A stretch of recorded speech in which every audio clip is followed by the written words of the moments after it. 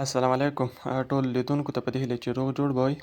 ملګرو که تاسو موبایل هم ژر ژر چارج مصرفوي نو دغه ویډیو سره لازمي وګورئ او ویډیو ته لازمي لایک ورکړئ. چینل مو نه وي سبسکرایب کړی چینل هم سره سبسکرایب کړئ.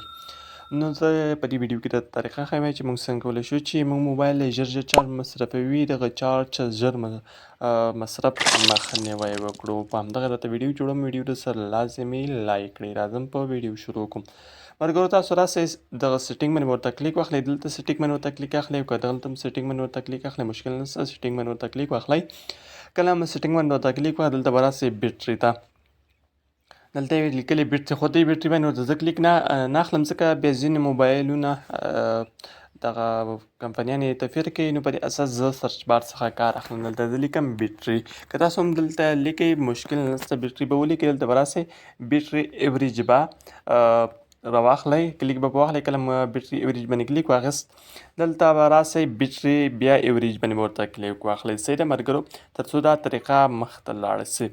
دلته ملګرو تاسو ته ښایي چې د نن ورځې چارج د تېرې ورځې او 2 ورځو مخکې. صحیح ملګرو تاسو وګورئ چې مکسپلایر 48.8% چارج مصرف کړی، لایټ فیسبوک هم داسې، ویټمیټ او دا نور کوم اپلیکیشنان دي دوی هم چارج خپله فیصدي ګرځولې ده. صحیح ده ملګرو، نو دغه چارج موږ پرې سټاپ کوو.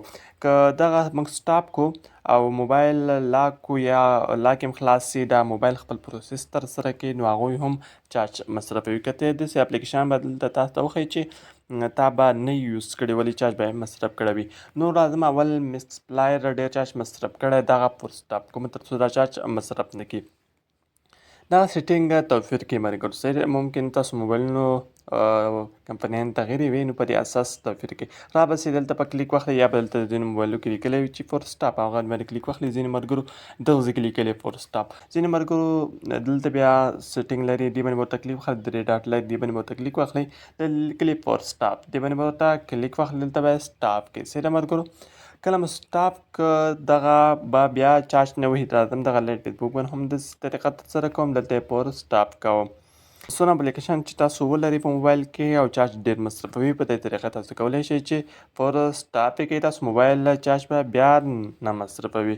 ملګرو دغه ویډیو څه هیله مند یم چې خوښې وړ مو ګرځېدلې وي. که خوښې وړ مو ګرځېدلې وي او څه مو ترې زده کړي وي، طریقه مو ترې زده کړې وي، مهارت مو ترې زده کړی وي، ویډیو سره لایک، چینل سره سبسکرایب کړئ، نور ملګرو سره یې هم شیر کړئ تر څو ستاسو ملګري هم وکولی شي چې داسې طریقو څخه ګټه واخلي. تر بیا بلې ویډیو ښه وخت ښې شېبې، الله مو مل شه.